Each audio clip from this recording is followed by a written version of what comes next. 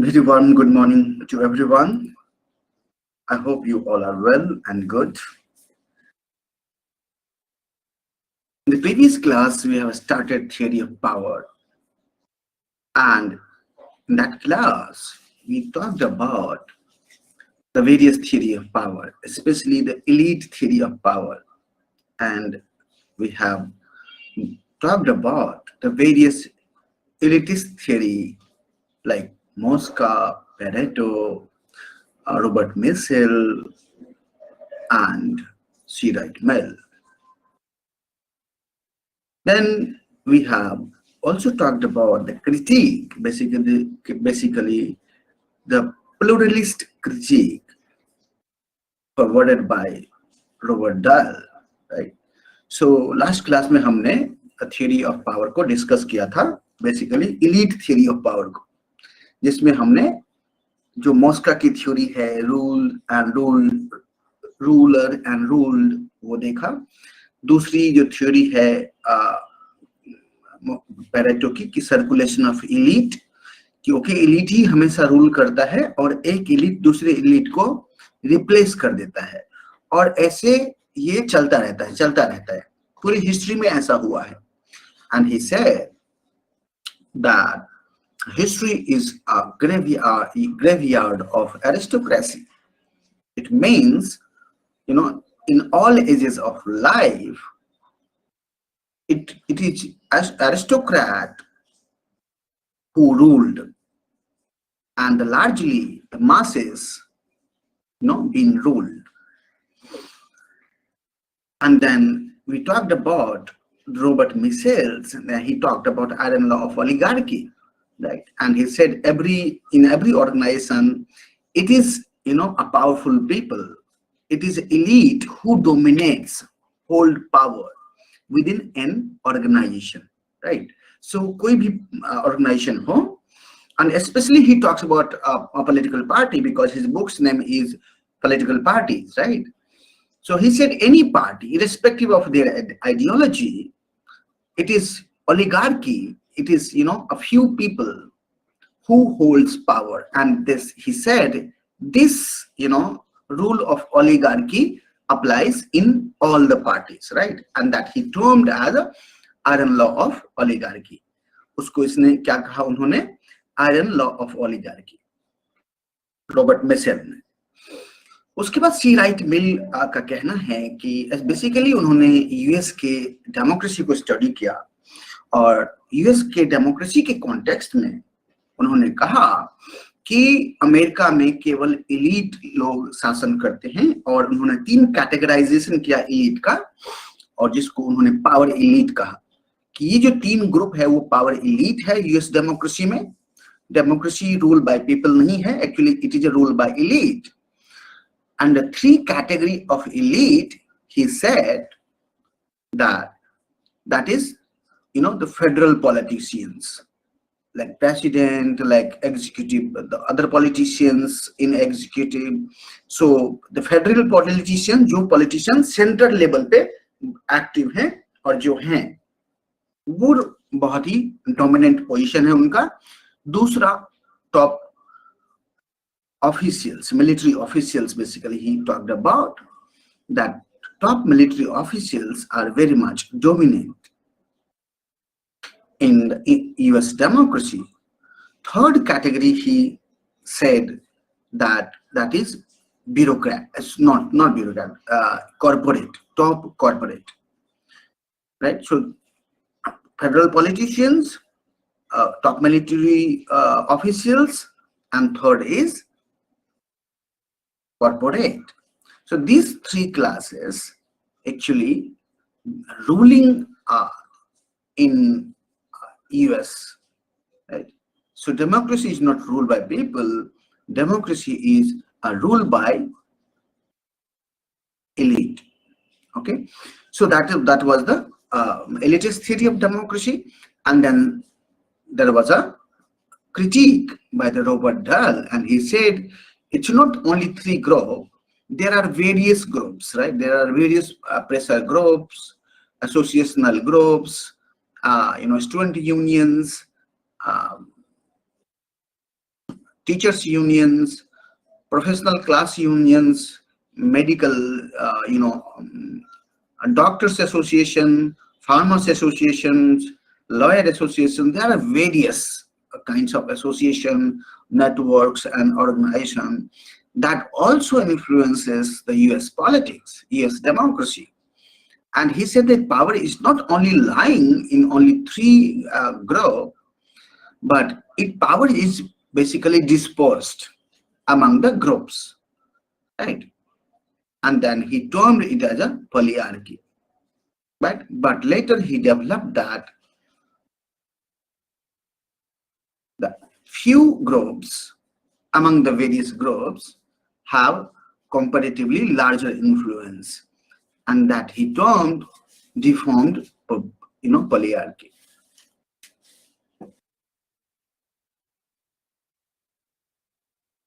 Right? And he characterizes polyarchy by different features. Basically, he maintained 6 features: free, fair, and competitive elections, inclusive citizenships, and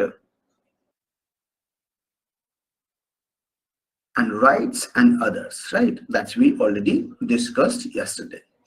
Today we are going to discuss another theory of power, that is Foucault, the Foucauldian theory of power, right? It's called Foucauldian theory of power. So Michel Foucault was a great political theorist, right? He was a great political theorist in France, and perhaps he is the most influential postmodernist thinker.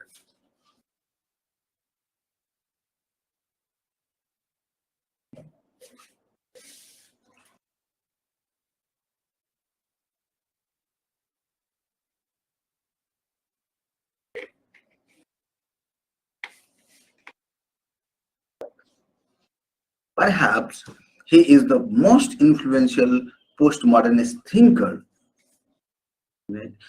And he had influenced a number of scholars around the world, right, including India. And his interpretation is very much unique, that we are going to discuss today. Michel Foucault was a French citizen, and he wrote various books, and that books is, Discipline and Punish,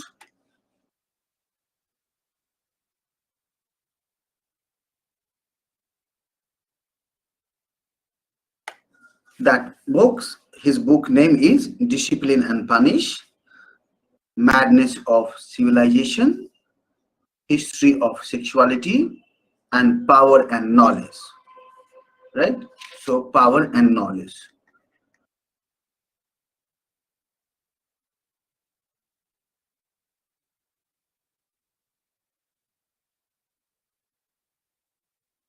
Power and knowledge. So these are the books written by Michel Foucault, right?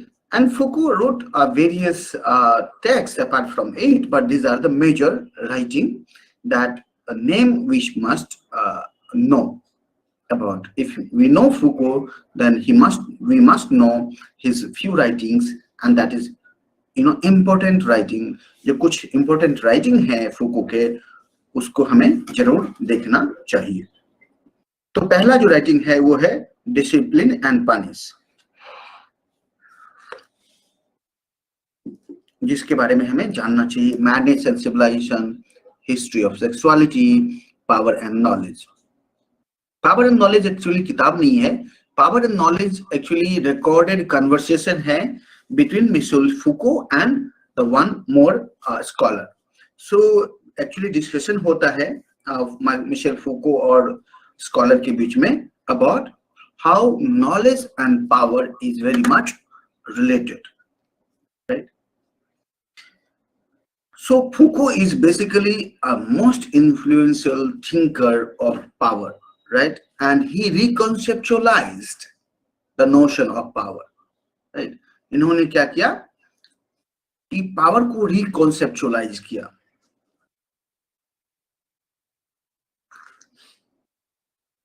Right. And इन्होंने कहा कि power को एक तरह से नहीं देख सकते, पावर को अलग अलग तरीके से देखना चाहिए, क्योंकि पावर के अलग अलग मोड्स हैं, there are various modes of power, right, जिनको इन्होंने मोडालिटीज ऑफ पावर कहा। क्या कहा? Modalities of power. Modalities of power means there are various forms of power, right. What was his concern? इनका कंसर्न क्या था? इनका कंसर्न था कि देखिए हिस्ट्री में ऐसा हुआ है कि रिजाइम चेंज हुआ है, राइट। सो रिजाइम में फ्यूडलिज्म से मोनार्की आई है, मोनार्की से फिर डेमोक्रेसी आई है, लेकिन जो पावर की अंडरस्टैंडिंग है वो बदली नहीं है उतनी, बट पावर तो चेंज हुआ है, रिजाइम चेंज हुआ है, तो पावर के फॉर्म्स चेंज हुए हैं। तो इनका कंट्रीब्यूशन है कि पावर को समझाने के लिए कि किस किस फॉर्म में पावर अप्लाई होता है, राइट।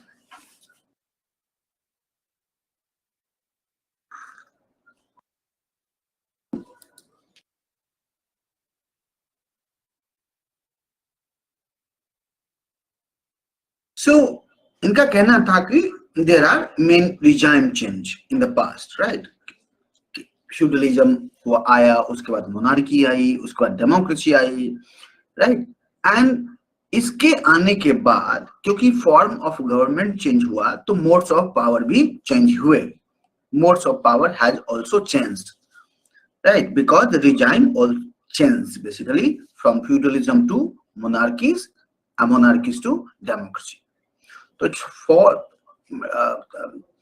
regime change होने के बाद modes of power में भी अंतर आए, right, and he did not consider democracy as a mode of government which gives total freedom, right, or equal freedom of all. Democracy का क्या कहना है? डेमोक्रेसी मतलब रूल बाय द पीपल,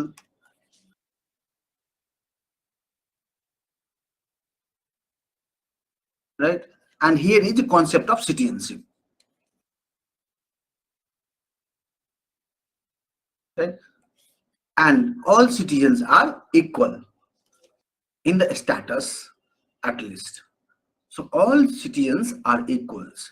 हम डेलिबरेटिव डेमोक्रेसी की जब बात कर रहे थे तब हमने बताया आपको कि how deliberation should be taken among the equally and symmetrically, कैसे डेलिब्रेशन, कैसे डिस्कशन जो होना चाहिए वो अमंग इक्वल्स होना चाहिए, यानी कि अमंग सिटीजन्स होना चाहिए।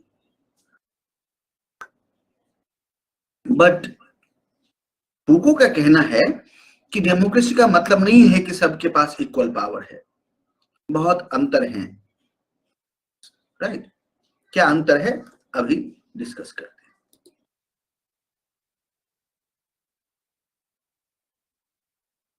इनका कहना है कि जो रिजाइम चेंज हुआ, रिजाइम चेंज होने से ऐसा नहीं कि मोड्स ऑफ पावर में कि ऑपरेशन ऑफ पावर में अंतर आया, राइट, कि मोनार्की चली गई या फ्यूडलिज्म चला गया मतलब इसका मतलब कि पावर का अंत हो गया, नहीं, पावर अभी भी है और बहुत ही अलग अलग तरीके से है, राइट।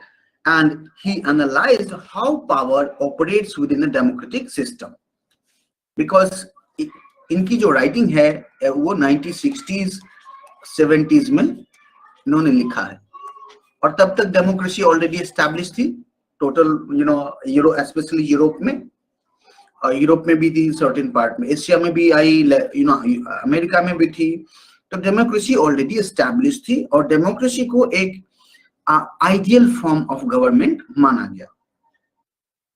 और फिर इन्होंने एनालाइज किया एक्चुअली कि how power operates in a democratic system, right. So इनका जो कंसर्न था basically how power operates in a democratic system. how power operates within a democratic system, right?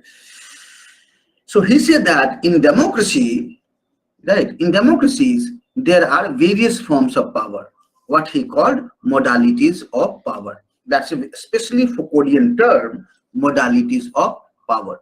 There are various forms of power in democracy that he called modalities of power, right?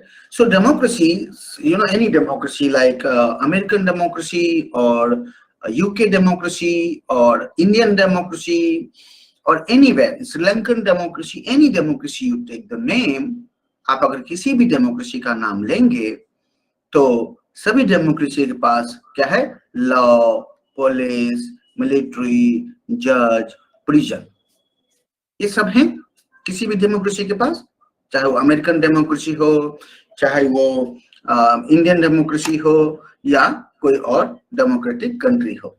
उस democratic country में law भी है, police भी है, military भी है, जज भी है, प्रिजन भी है, राइट? जो काम कर रहा है, राइट? और these are the element of sovereign power, right? And that is working. So जब मान लीजिए फ्यूडलिज्म था या जब मोनार्की थी, जब मोनार्की थी, जब राजा लोग थे, तब भी ये था, लॉ भी थी, पुलिस भी था, उनका एक अपना मिलिट्री भी हुआ करता था, वहां पे जुडिशियल सिस्टम भी था, वहां पे जेल भी थी, और ये एक सोवरेन पावर को रिप्रेजेंट करती थी। किसको रिप्रेजेंट करती थी? सोवरेन पावर को।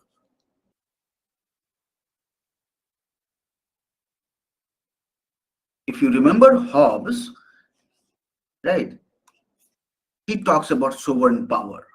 The sovereign power's command is the law. That is Hobbes' famous statement. Hobbes का जो famous statement था कि जो sovereign power कहता है, जो बोलता है, वही कानून है, राइट? और सब कुछ उसके अंदर है, चाहे वो एग्जीक्यूटिव पावर हो, चाहे वो लेजिस्लेटिव पावर हो, चाहे वो जुडिशरी पावर हो, हर सारे पावर सोवरेन पावर है, यानी कि मोनार्क के अंदर है, राइट? वो राइट, जब आप डेमोक्रेसी में देखेंगे तो ये पावर ऑलरेडी एग्जिस्ट करते हैं, खत्म नहीं हुआ है, राइट? लॉ नहीं खत्म हुआ है, पुलिस नहीं खत्म हुई है, मिलिट्री नहीं खत्म हुई है, बल्कि ये सब और स्ट्रांग हुई है, यानी सोवरेन पावर और ज्यादा स्ट्रांग हुआ है, right? At the same time there are other modes of power, इसी टाइम पे अदर मोड्स ऑफ पावर भी डेवलप हुए हैं, राइट? और ऑपरेट करते हैं, राइट? वो क्या क्या है? एक है डिसिप्लिनरी पावर, दूसरा है पास्टोरल पावर, और तीसरा है bio power, right? That operates in a democracy. So basically he talks about 4 kinds of power.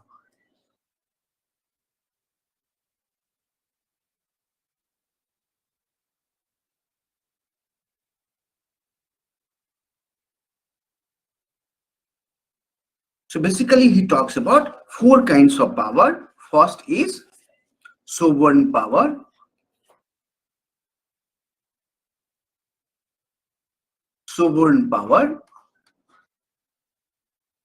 and second he talks about disciplinary power,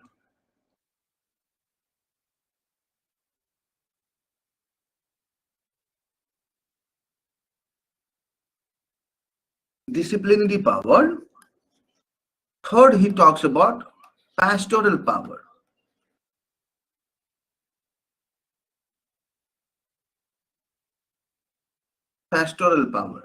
and fourth form of power he talks about bio power, right? So bio power से ही biopolitics का word का coined हुआ है. So if you see the Michel Foucault, he was very much innovative. He was invented so much things, so much knowledge, right? And his discussion was very much enlightening. Let me tell you, before explaining all this power, if you understand Foucault, you will enjoy him. You will apply his theory on everything. But if you don't, you will hate him, right? Because it's not easy to understand Michel Foucault, right?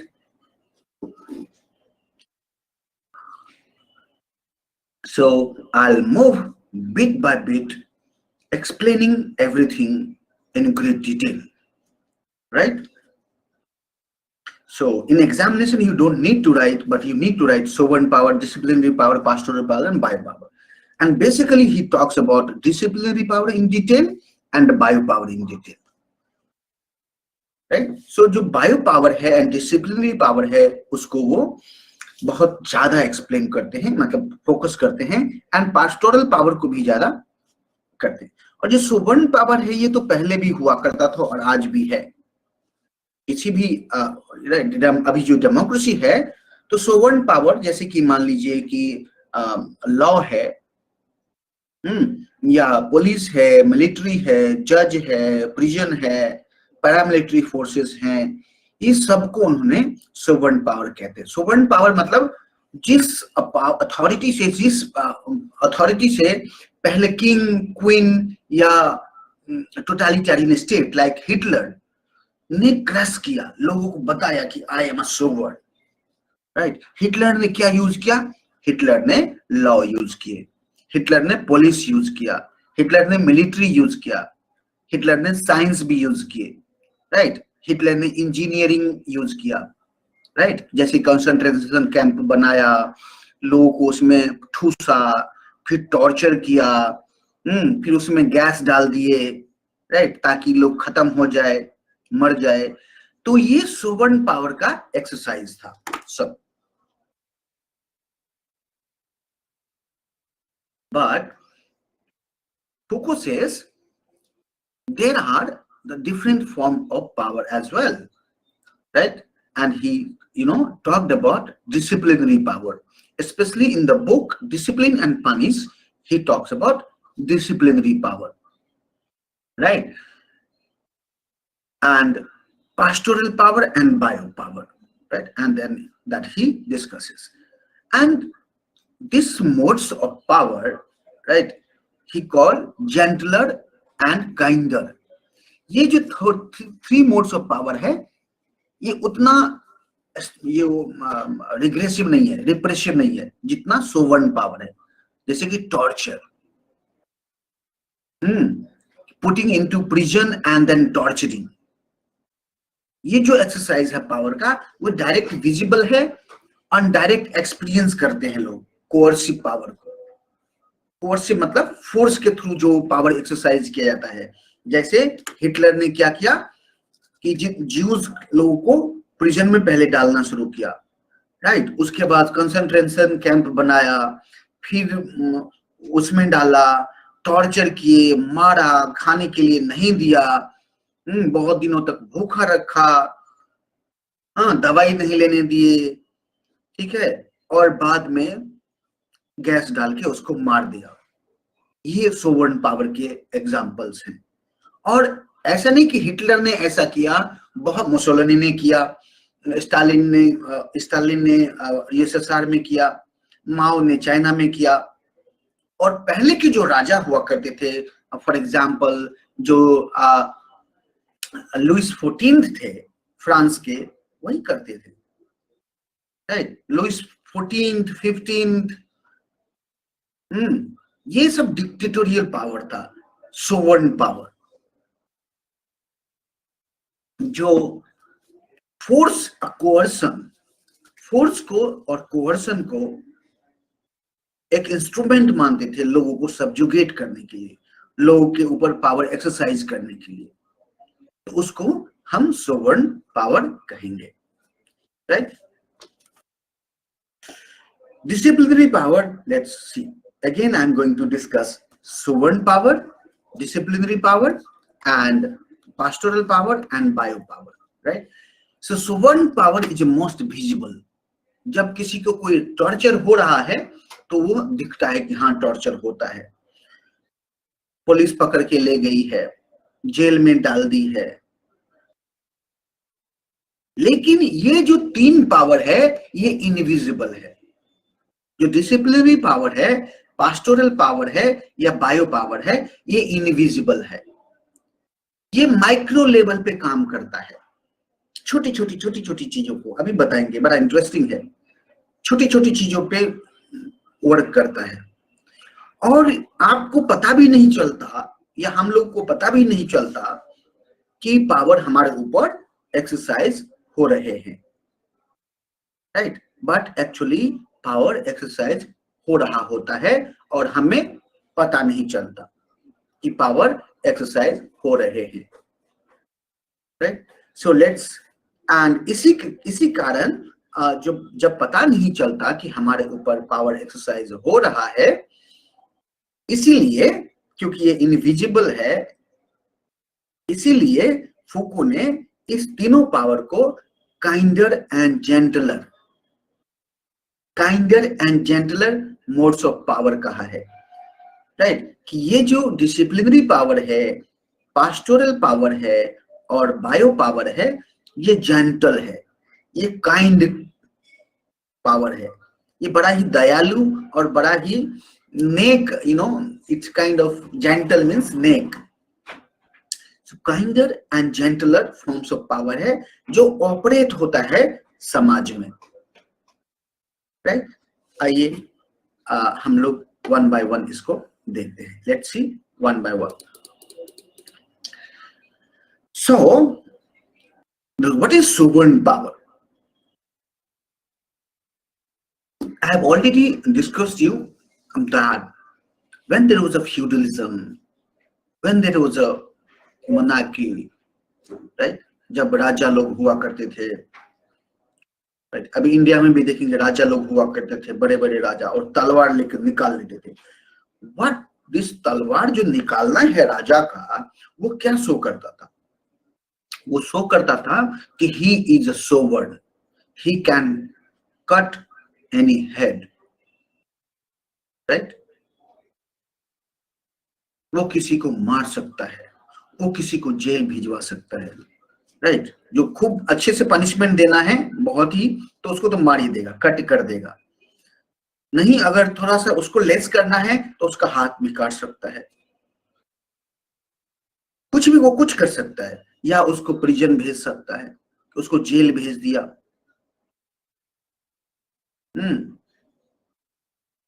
ये सब sovereign power exercise करते हैं। Sovereign power means it is power operated in monarchies or in totalitarian state, right, where the king, queen or leader possesses ultimate authority over people's life, right. So sovereign power क्या है? Sovereign power refers to power operated in monarchies, operated in feudalism, operated in totalitarian state, authoritarian state, where you say king, queen, or a particular leader like Nazi, Hitler, or Mussolini, or for example Stalin in his own state, or for example Mao in China.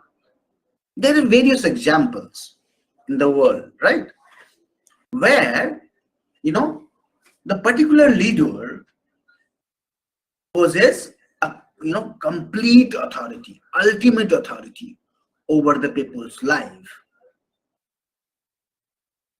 वो किसी को भी मार सकता है, किसी को भी जेल भेज सकता है, किसी को असाइलम में भेज सकता है, राइट। एंड असाइलम का एक किताब है इनका, फूको का, वो असाइलम में भेज सकता है कि आपको देश निकाला, घोषित कर दिया कि आप देश के बाहर से चले जाइए। और ये पावर लोगों को दिखता है कि राजा ये एक्सरसाइज कर रहा है। सोवरेन पावर की सबसे बड़ी खासियत चीज ये है कि ये दिखता है, राइट, कि उसको असाइलम घोषित कर दिया, उसको जाना पड़ा, जब ब्रिटिश सरकार इंडिया में आई थी, ब्रिटिश गवर्नमेंट, तो उन्होंने सेडिशन नाम का एक लॉ डाला था, राइट। और अभी भी वो सेडिशन यूज होता है, आप न्यूज़पेपर पढ़ेंगे तो देखेंगे कि बहुत लोगों के ऊपर सेडिशन लगता रहता है, राइट।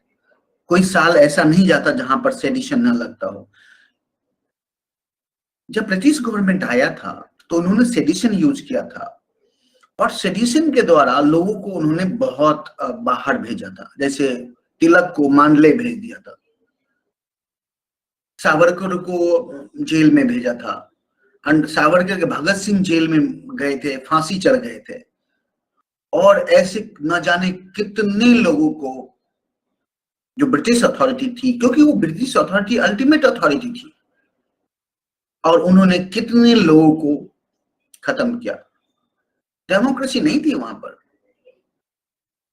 राइट।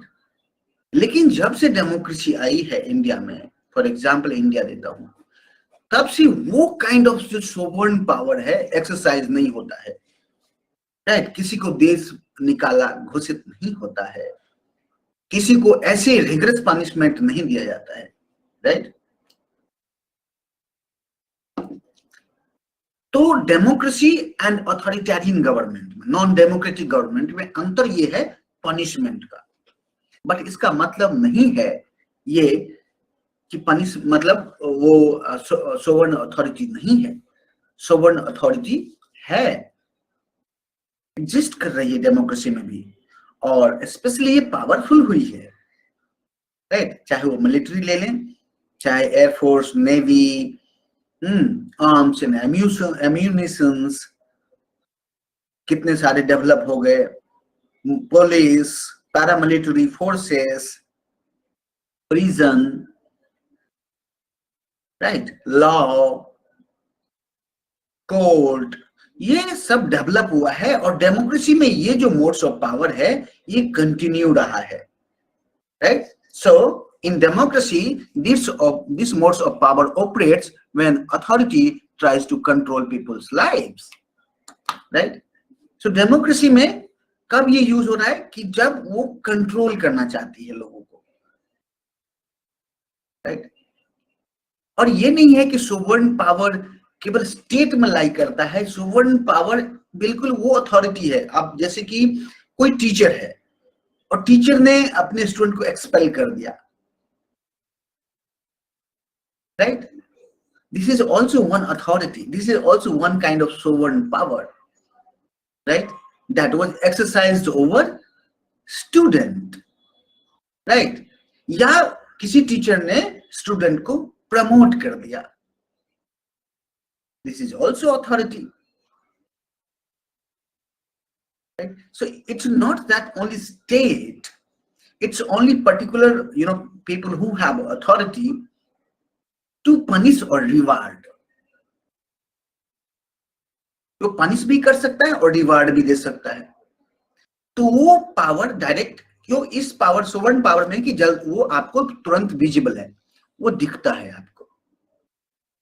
जब कोई रिवार्ड मिलता है किसी को वो दिखता है, राइट। जर्नलिस्ट के अवार्ड, जर्नलिज्म में अवार्ड मिलते हैं, फिल्म में अवार्ड मिलते हैं, आपको लिटरेचर्स में अवार्ड मिलते हैं, मिलिट्री में अवार्ड मिलते हैं, ये सब दिखता है। या कोई लॉयर अपने विक्टिम को या किसी विक्टिम को थ्रेट कर रहा है, वो आपको दिख रहा है कि लॉयर है, वो पावरफुल है, और जो कमजोर है, जो विक्टिम है वो कमजोर है क्योंकि वो तो उसको थ्रेट बुली कर रहा होता है कि ऐसे नहीं ऐसे बोलना है, वैसे नहीं वैसे करना है, और ये आपको दिखता है। It is most visible. So when lawyer bullies victims, or when some people have a right to vote and the others are denied, इसमें भी आपको तुरंत दिख जाता है कि वो कि particular community have right to vote but particular community has no right to vote. Therefore, when people are subjected to law or any coercive authority practices or reward practices, right, we can see operation of power of the sovereign. We can see the operation of sovereign power, right. when teachers either promote, we see that there is a sovereign power. When teacher expels a student, when see power. When police arrest people, when see power. When police, do lathi charge, we see power. Right? So power is visible. So most quality of sovereign power is it is visible. Right? And we can experience it. Right? When there is a reward, it is visible कि फलाने लोगों को reward मिला है, president से reward मिला है या प्राइम मिनिस्टर से रिवार्ड मिला है. So punishment and reward are the two modes of power of the sovereign. तो sovereign power के दो मोड हैं, वो क्या है? एक तो है punishment और दूसरा है reward. सोवरेन पावर के दो कैरेक्टरिस्टिक्स हैं, फीचर्स है.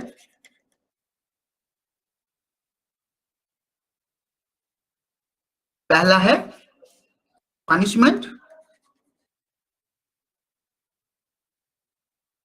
एंड दूसरा है reward.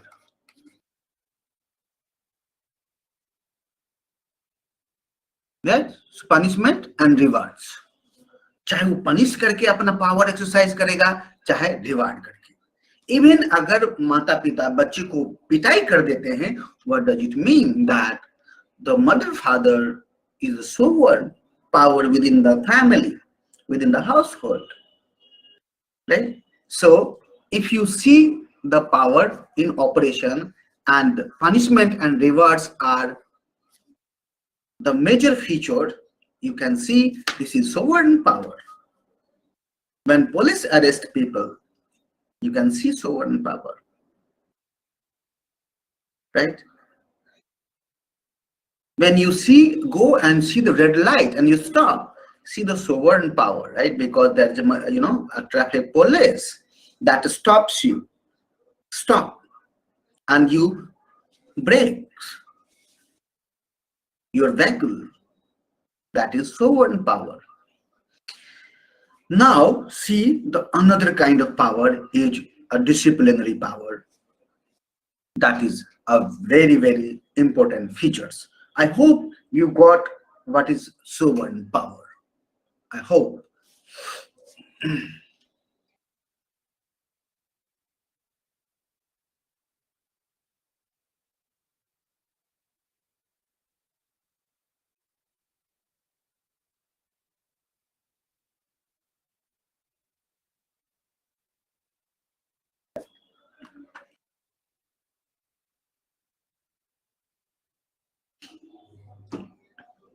Right? So who is the thinkers of sovereign power? Hobbes, Machiavelli is the major thinkers of sovereign power. अगर sovereign power पूछते हैं what is sovereign power, then आप किसका नाम ले सकते हैं? Hobbes का, Machiavelli का, right? Right, and you can define sovereign power. But when is a disciplinary power? Very interesting, right? Let me explain you what is disciplinary power.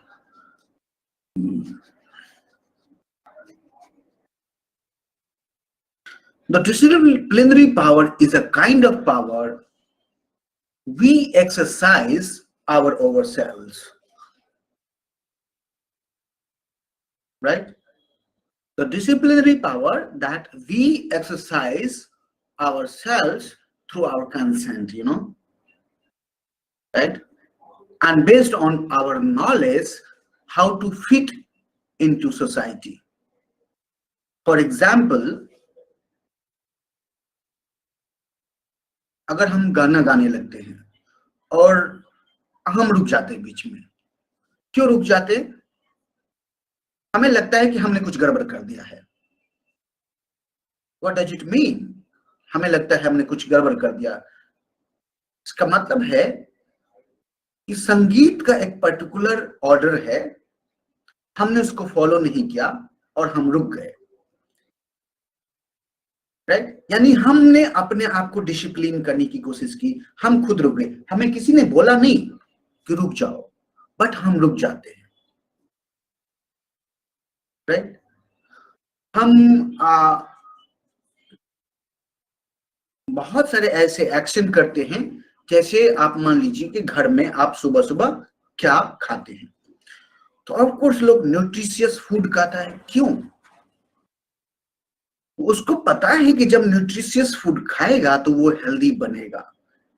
तो यहाँ पे जो डाइट का साइंस है, that exercise power over our idea, our mind and our body. We discipline ourselves. हम कितने बजे पढ़ते हैं, right? So we plan, right? And this planning exercise power over us, right? We discipline ourselves on the basis of masses we get from our society, like knowledge, reward, images. हमें कैसे behave करना चाहिए। सो जब हम किसी के सामने जाते हैं, right, so we behave ourselves, right. For example, जब हम जाते हैं तो अच्छे कपड़े पहन के और टाई लगा के और तब जाते हैं। What does it mean? It means that किसी ने नहीं बोला कि टाई लगा के आओ या धोती पहन के आओ, but we do, and we do on the basis of our perceptions, our beliefs, right? And that popular perceptions shapes our behavior, right? And we don't understand power here, but there is already power. The social norms govern our behavior. For example, why gay and lesbian does not come out in the society and declare I am a gay? Because the being gay or lesbians is abnormal in the society. So they don't come out and reveal their identity. So not coming out and revealing the identity, they are being governed by some power, social norms, which is invisible, right? For example, it is being good to have a car, or it is being good to become an IAS. Is it that we are thinking about IAS, or the images of IAS compelled us to think about that? Think about it.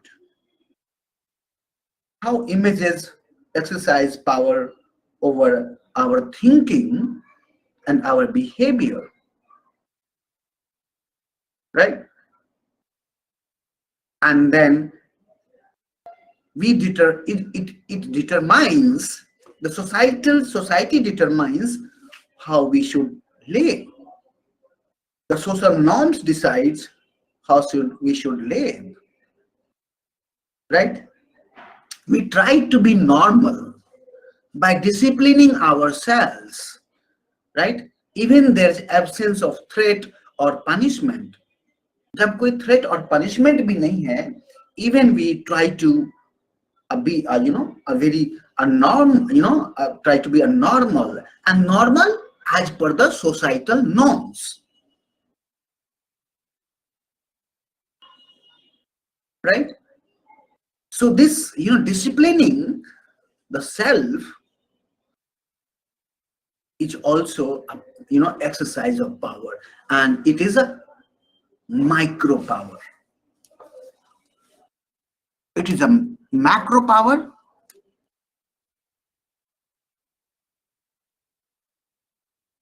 It is a micro power.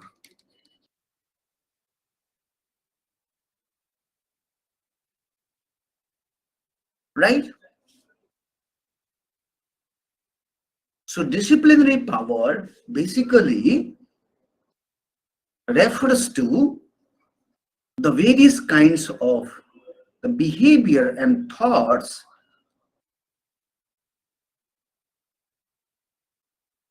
the disciplinary power refers to disciplining our thoughts and behavior that we do by ourselves. Right जो मैंने संगीत का आपको definition दिया, तो अगर कोई संगीत गा रहा है तो वो बाथरूम में कैसे बढ़िया से गाता है, राइट, और सब लोग बाथरूम में नहाते वक्त गाते हैं. बट अगर कोई आपके सामने कोई म्यूजिक स्कॉलर को बिठा दिया जाए, राइट, फॉर एग्जाम्पल वो जो होता है ना सारेगामापा, सोनी टीवी पे आ रहा है आजकल, पता नहीं, Indian Idol I think, Indian Idol जिसमें हिमेश रेशमिया और लोग हैं, नेहा कक्कर है और लोग भी हैं. अगर वहां पर मान लीजिए कि हमें भेज दिया जाए तो आप पहले मना कर देंगे, नहीं मैं नहीं गाऊंगा. भले ही आप गाना जानते हैं बट आप मना कर देंगे. That why? Because you are disciplining yourself by the knowing the norms that the Neha Kakkar standard is something that I cannot fulfill, and you are disciplining yourself. And for example, अगर मान लीजिए नेहा कक्कड़ ने बोला कि आप आइए, आपको आना पड़ेगा, and you are most welcome, you are so beautiful singer, right, without no, and then वो आपको बोले कि हम आपको आइए, आप गाइए, कि जैसे भी गाते गाइए. Even you think, and lots of things going in your mind, and that thinking shapes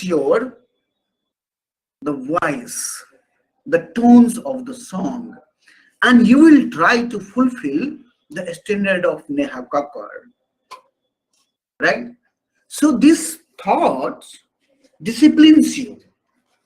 So this disciplinary, mechanisms of power already exist in society everywhere, right? For example, सुबह सुबह का उठना, नहीं उठे तो लगता है ओ यार मम्मी भी डांटती है, गड़बड़ किया, आज सुबह उठ जाते तो. So when any norms, any idea says you that it is a bad and it is a good, either good or bad, that means it says you to do according to good, because good is a normal and normal is good.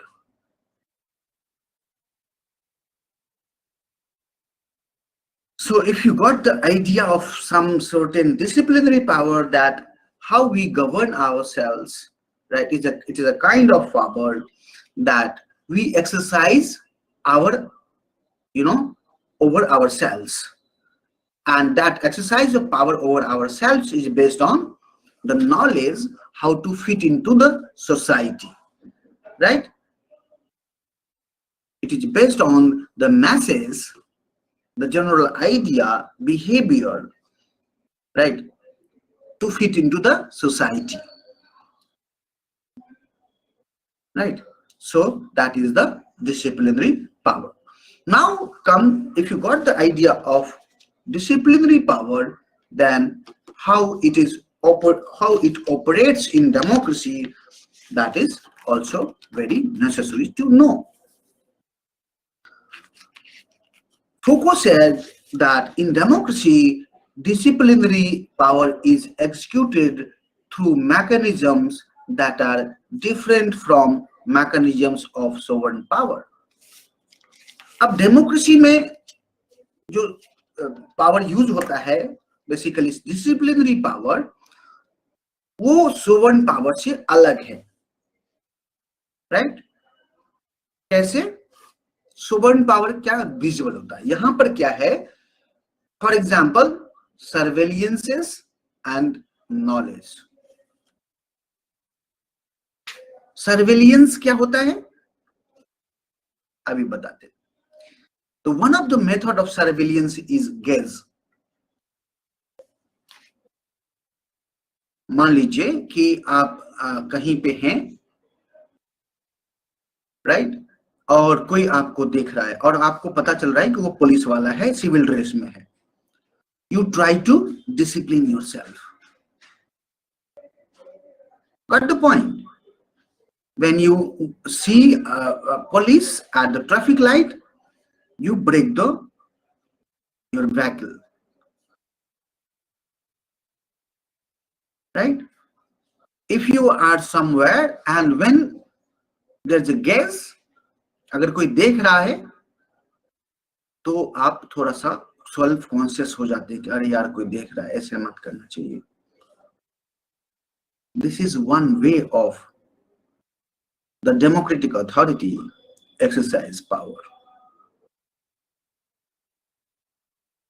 right? And the gaze is a symbol of panopticon. I'm telling you what is panopticon. So जब आप gaze का मतलब समझ गए तो gaze is symbolized by panopticon. What is panopticon बताते। पहले राजा महाराजा के टाइम पे क्या होता था कि जेल में सिंपल डाल दिया जाता था, लेकिन 18th सेंचुरी में एक आइडिया आया पैनिप्टिकॉन का। पैनिप्टिकॉन क्या है कि मान लीजिए पहले क्या जेल का जो शेप होता था कैसे होता था?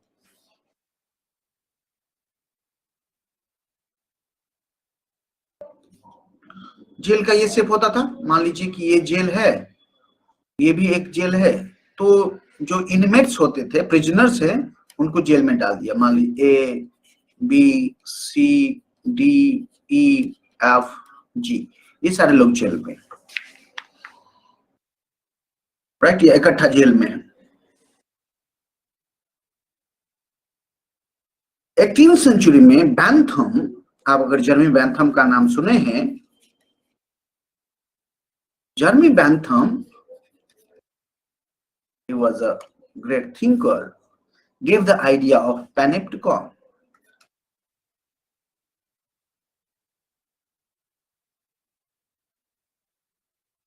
He gave idea of panopticon.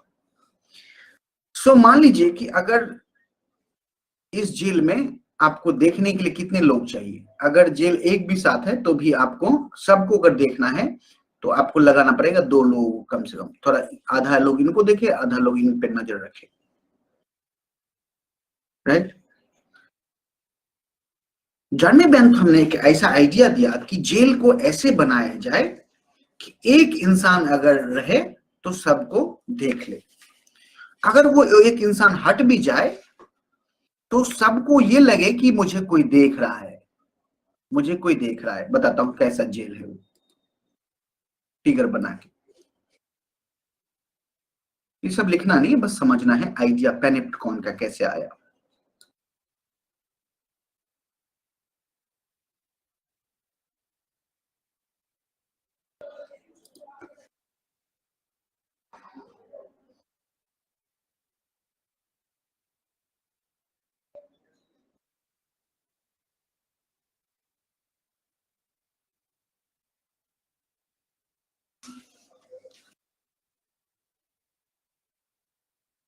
Right, सो ये जेल है।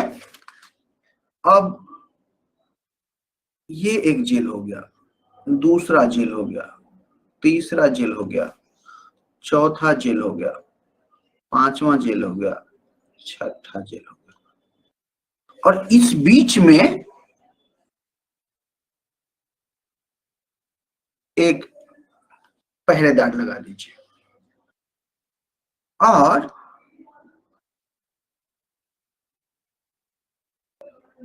एक ऐसी खिड़की बनाइए जो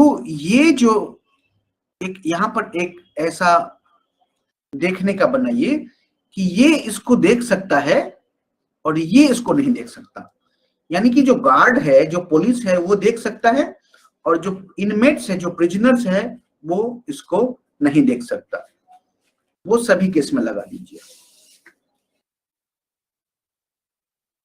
अब ये जो गार्ड है वो सबको देख सकता है, लेकिन जो इनमेट है A B C D E F, right. बड़ा बनाना है तो ऑक्टागन बना लीजिए, बड़ा जेल बनाना है तो हाँ उससे भी बड़ा बना सकते हैं। बट आपको गार्ड कितने चाहिए? एक चाहिए, और ये गार्ड उसको देख सकता है। एक गार्ड, पहले बहुत सारे गार्ड चाहिए था एक एक प्रिजनर्स को देखने के लिए। हाँ, और ये क्राइम, मान लीजिए पहले टॉर्चर हुआ करते थे और जो लोग रिवॉल्यूशनरी हुआ करते थे उनका बहुत ज्यादा टॉर्चर हुआ करता था। फॉर एग्जाम्पल राजा के टाइम पर जिन जिन जिन लोगों ने डेमोक्रेसी की बात की, राजा ने उसको बहुत तोड़ा, राइट। और उस पर नजर रखना बहुत जरूरी था, राइट। तो इस तरह का जो जेल है वो डेवलप किया किसने? बैंथम ने, और उसका नाम दिया पेनेप्टकॉन।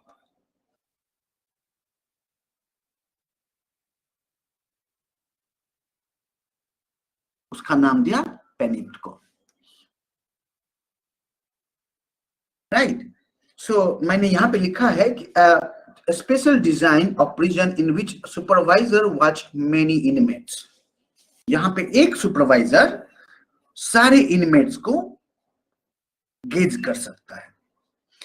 अगर मान लीजिए कि ये सुपरवाइजर नहीं भी है, यहां पे पुलिस नहीं भी है, तो जो इनमेट्स है, क्योंकि उसको पुलिस तो दिख नहीं रहा है लेकिन उसके दिमाग में है कि वो पुलिस वहां पे है, तो वो क्या करता है? सेल्फ बिहेव करता है, क्योंकि उसको पता है कि पुलिस यहां पे है। लेकिन मान लीजिए पुलिस हम हटा लेते हैं, वो चाय पीने चला गया, वो बाथरूम चला गया, लेकिन उसको ये पता है कि पुलिस हमेशा यहाँ पे है, मेरे ऊपर कोई गेज कर रहा है, मुझे कोई देख रहा है, राइट। और जो इन प्रिजनर्स है वो अपने आप को सेल्फ डिसिप्लिन करता है।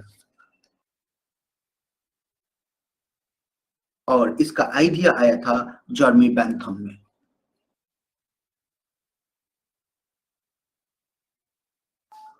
राइट।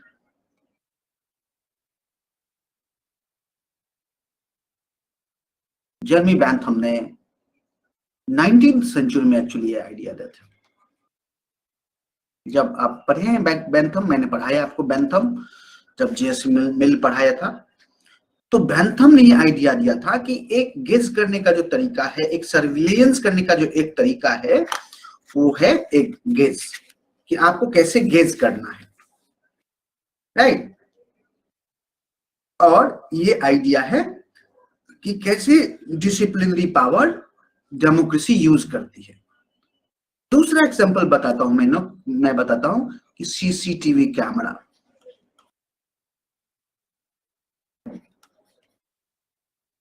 आप कहीं भी जाएंगे तो एक बोर्ड लगा होगा, आप सीसीटीवी कैमरा के कैद में हैं, राइट। फिर आपको वो क्या रिफ्लेक्ट करता है कि आप सीसीटीवी कैमरा के कैद में हैं, राइट। और वो पढ़ के और आप सेल्फ बिहेव करने लगते हैं, वहां जो रूल्स है, वहां जो नॉर्म्स है, उसके अकॉर्डिंग चलने लगते हैं। दैट मीन्स आपको किसी ने बोला नहीं कि आप ऐसे फॉलो कीजिए या वैसे फॉलो कीजिए, बट आप अपने आप खुद को करने लगते हैं, अपने आप को डिसिप्लिन करने लगते हैं, क्योंकि वहां पे लिखा हुआ है कि आप सीसीटीवी कैमरा के नजर में हैं। कैद में है, राइट। भले ही वो सीसीटीवी कैमरा कोई देख रहा हो या नहीं देख रहा हो, राइट।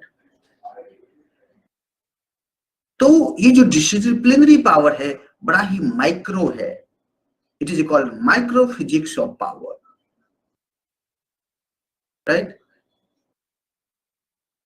सो जरूरी नहीं है कि आपको कोई वॉच करे, बट ऐसा लिख देने से कि आप सीसीटीवी कैमरा के कैद में हैं, you behaves yourself, not you, everyone, me, you, everyone behaves themselves, and they discipline themselves as per the norms of that organization, that premises,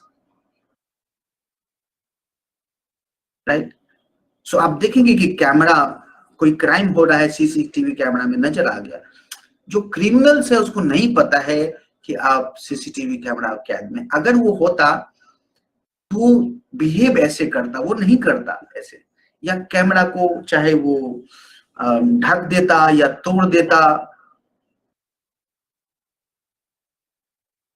सो जब ये आप देख लेते कि आप सीसीटीवी कैमरा की नजर में हैं, तो आप सेल्फ बिहेव करने लगते हैं, and you see the CCTV camera are everywhere.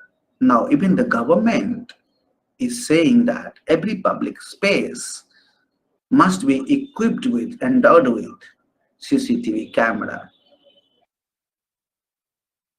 right?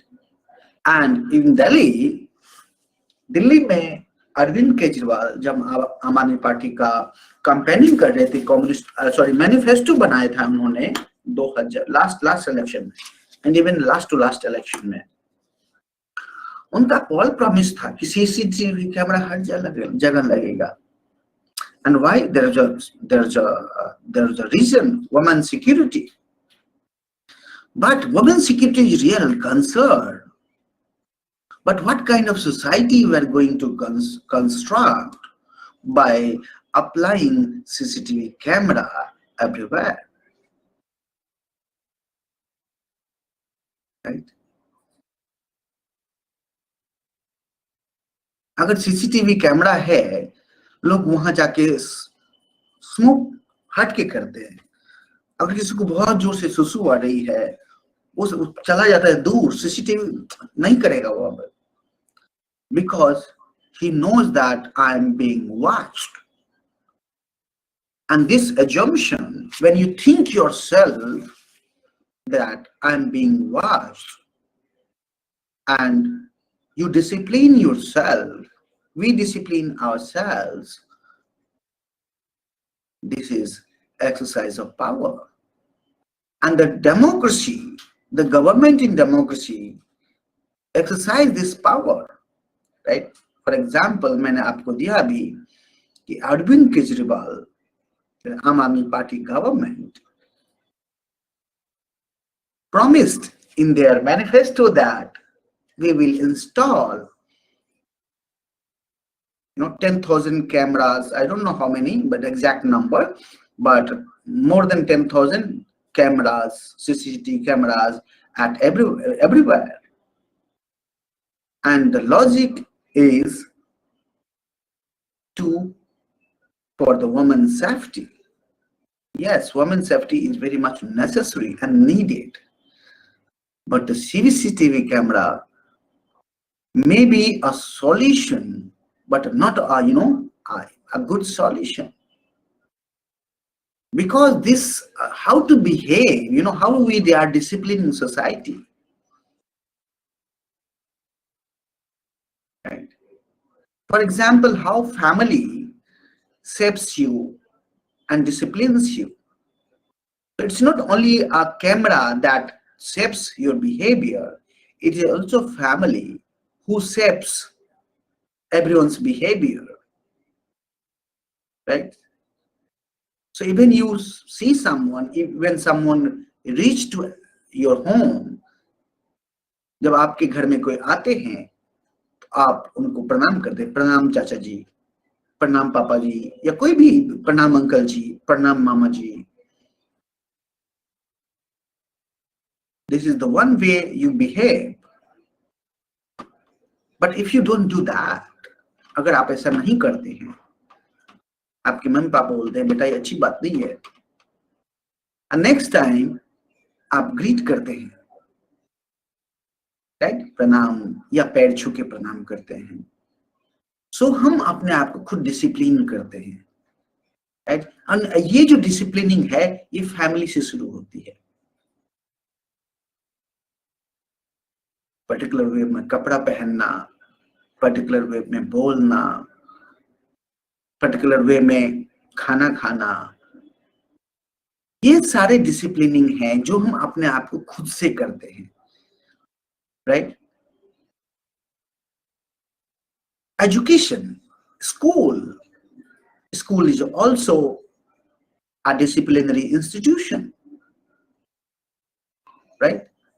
School teaches you how to be a good student, how to be a disciplined student, right? And the normal is that in a class you should not make noise. You should concentrate on education, you know, that lecture. So everyone try to behave, try to be a normal, try to discipline themselves according to the guideline of teacher. This is a disciplinary power. The barrack of a military can't, right? So in military they are very hard, hard and fast rule, right? So in military barrack, जो military होते हैं वो सुबह सुबह उठते हैं और सारे लोग सुबह सुबह उठते हैं, क्योंकि एक आइडिया है कि सुबह उठना, एक्सरसाइज करना अच्छी बात है, और उस आइडिया के साथ वो अपने आप को डिसिप्लिन करते हैं, राइट। इतना देर एक्सरसाइज करना, ये न्यूट्रिशियस फूड खाना, ये जो आइडिया जिसके कारण हम अपने आप को डिसिप्लिन करते हैं, right. So this also exercises power over us. Aadhaar card,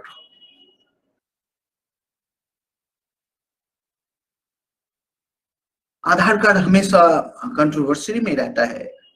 How Aadhaar card and the information that was included in Aadhaar card are the example that how a state gives. So in Aadhaar card, you had given thumb, you had given, the image of eyes, something from your eyes. You have given your blood group.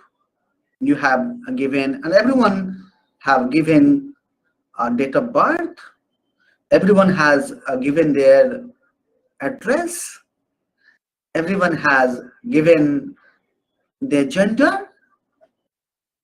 So we have also given the all basic and little advanced information, and that information with the government, right? So how this government exercise power through the Aadhaar card, right? So if you have Aadhaar card, you can get PDS, right. अगर आधार card है आपके पास तो आप PDS को access कर सकते हैं। आपको गेहूं, चावल, तेल, चीनी, जो भी पीडीएस में पब्लिक डिस्ट्रीब्यूटिव सिस्टम में जो राशन दुकान है, सरकारी राशन दुकान, वहां मिल सकता है। But if you don't have, you can't get it, right?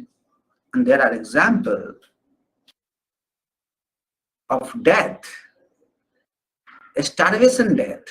Jharkhand में एक महिला थी जिनका नाम था संतोषी। 1 साल की पहले की बात है, संतोषी को पीडीएस में राशन नहीं मिला, इसलिए कि उसके पास आधार कार्ड नहीं थे, उसके फैमिली के पास आधार कार्ड नहीं था। झारखंड की बात है ये। She was from tribal community and उनके घर में अनाज नहीं थे। वो कई बार गई, किसी भी कारण से आधार कार्ड नहीं बना और पीडीएस में उसको पीडीएस नहीं मिला, क्योंकि गवर्नमेंट ऑलरेडी कह चुकी है कि आधार कार्ड देना बहुत जरूरी है।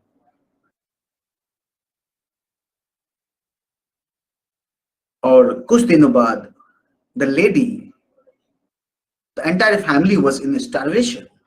The lady died. How Aadhaar card as a set of information are being used by the government, and even though we don't know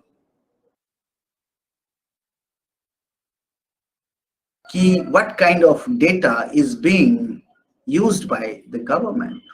It's invisible. We can't see that. So disciplinary power is invisible, and the exercise of power is most effective when it is most invisible and most unrealized. Even we don't realize that power is being exercised on us, but actually that power already there, the most effective power, right? Because we are binded by the law, right? We behave in a particular way, right? So we control ourselves, we behave ourselves in a particular way through the disciplining our behavior, our language, our attitude, and how this disciplinary power is automatically being exercised on us through ourselves, right? So the CCTV camera, when you see CCTV camera, like if you go to metro, right, and metro station पे हर जगह ये लगा रहता है, यहाँ CCTV camera लगे हुए हैं, और आपका जो बिहेवियर है, आपको दिमाग में खुद से लोग अपने आप करने लग जाते हैं। They are disciplining themselves, and that is characteristics of disciplinary power.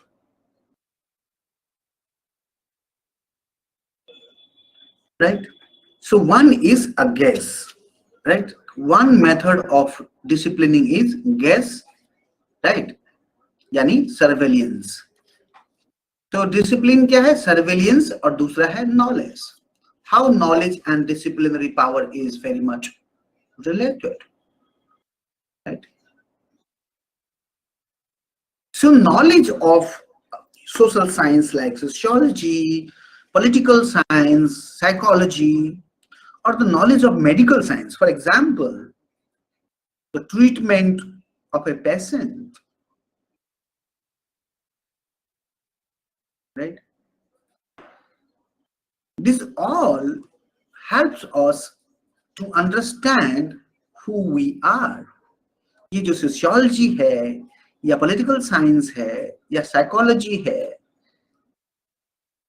या medical science है, कोई भी knowledge है, ये हमें बताता कि आप हो कौन, आप कौन हो एक्चुअली, राइट? और ये सारे डिसिप्लिन्स हमें रेगुलेट करता है। कैसे? ये बताता है कि अच्छाई क्या है और बुराई क्या है, राइट? ये सारे जो डिसिप्लिन्स हैं, चाहे वो मेडिकल डिसिप्लिन्स हो, चाहे वो सोशियोलॉजी हो, चाहे वो पॉलिटिकल साइंस हो, या साइकोलॉजी हो,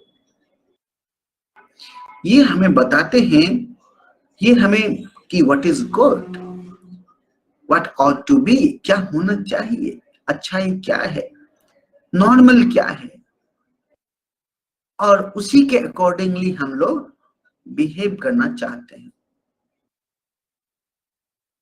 राइट।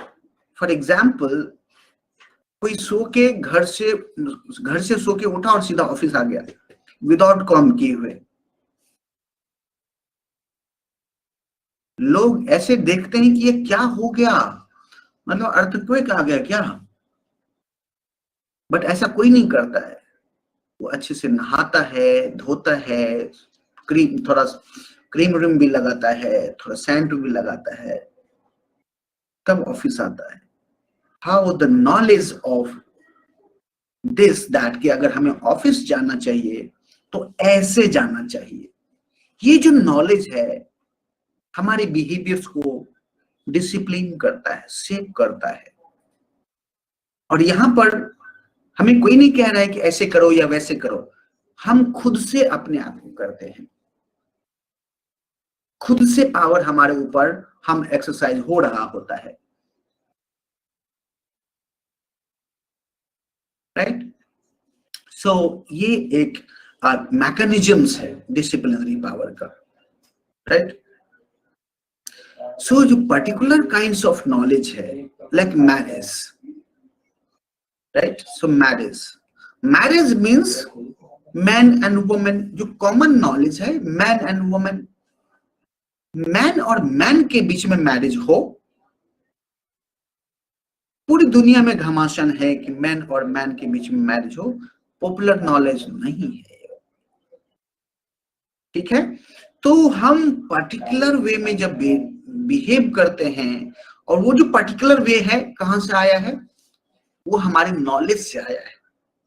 ये जितने हमने पढ़ाई की है पॉलिटिकल साइंस में या सोशियोलॉजी में या साइकोलॉजी में या अदर ह्यूमन साइंस में, ईश्वर ने सवाल दिया है तो इसको बनाना है। ये जो सेल्फ कन्विंसिंग थॉट है, सेल्फ डिसिप्लिनिंग थॉट है, ये पावर एक्सरसाइज होता है इससे, right. So we discipline ourselves to eat nutritious food, right. हम रहते हैं किसी दिन सोचते हैं कि चलो जिम ज्वाइन कर लेते हैं। क्यों जिम ज्वाइन कर लेते हैं? क्योंकि एक आइडिया है कि सिक्स पैक होगा तो बढ़िया रहेगा, या जीरो साइज होगी गर्ल्स को के मामले में तो it will be good, looking good. But अगर कोई चब्बी है, your conceptions of good and bad disciplines your behavior, right? So knowledge of good and bad, knowledge of what ought to be and what not ought to be, what is normal and what is abnormal, these all thoughts, the all knowledge disciplines human society basically, right? So this is a knowledge and power, right? So particular kind of knowledge govern us. For example, joining a gym, right? So आप देखते हैं कि अरे मेरा पेट बढ़ रहा है, पता नहीं लोग क्या क्या बोलेगा, मुझे जिम ज्वाइन कर लेना चाहिए। किसी ने नहीं बोला जिम ज्वाइन करने के लिए, बट योर जो action is not independent action, free action. Your action is based on the idea, the norms that already existing in society. And on that basis, you are governing yourself. You are disciplining yourself. And that is disciplinary power.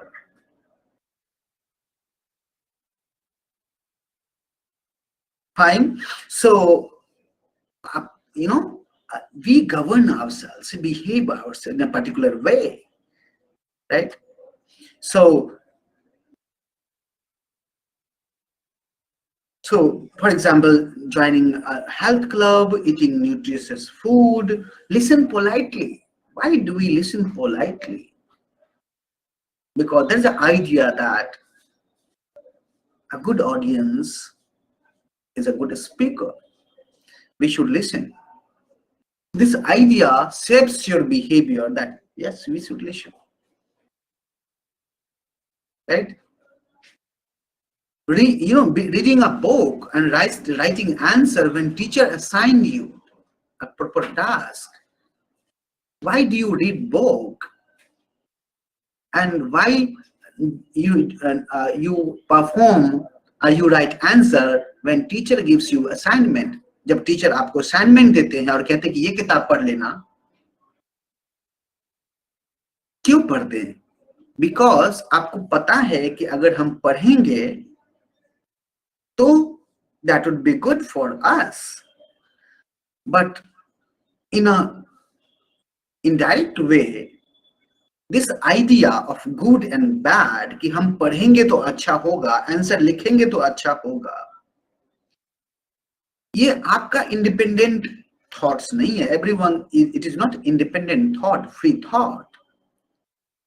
ये आपका जो action है based on the societal norms और educational norms. Reading book is good, writing answer is a good. It means that जो writing answer नहीं लिखते हैं, is that man bad, or man or woman or others are bad?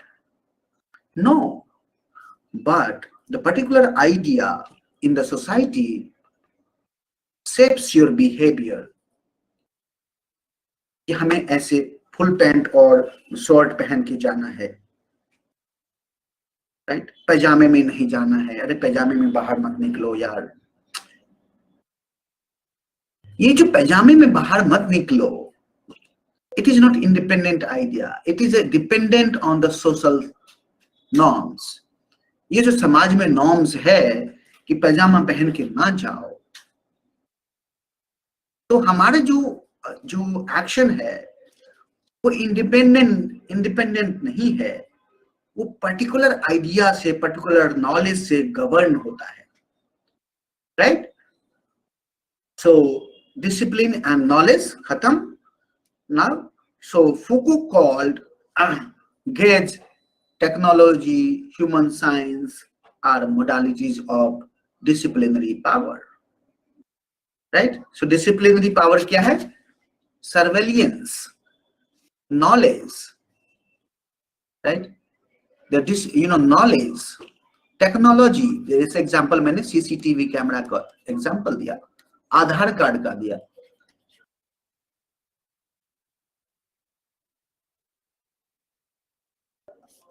Right?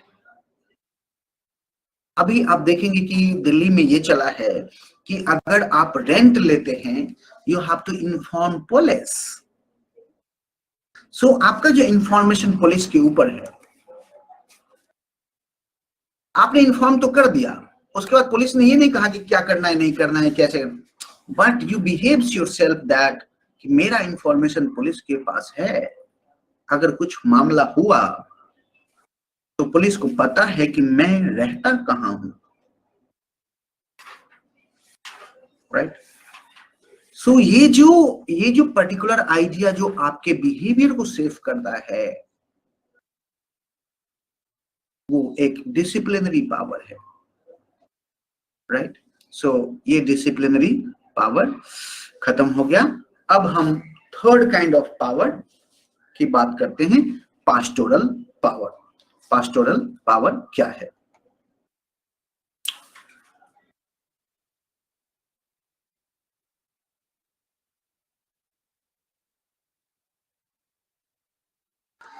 Pastoral का क्या मतलब होता है? पास्टोरल एक्चुअली क्या है कि भेड़ है और भेड़ का जो देखने वाला है, मान लीजिए कि मैं भेड़ चराता हूं, राइट? ये मैं हूं और मैं भेड़ चरा रहा हूं, राइट? और मेरे पास एक डंडा भी है.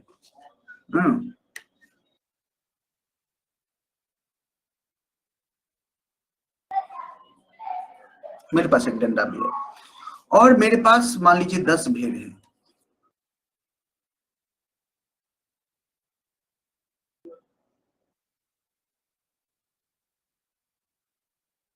मान लीजिए 10 भेड़ हैं। अब मैं क्या करता हूं, मेरी जो नजर होती है, ये जो मेरी नजर है वो हर भेड़ के ऊपर रहती है। सब भेड़ ठीक है कि नहीं है, राइट। तो ये शीप है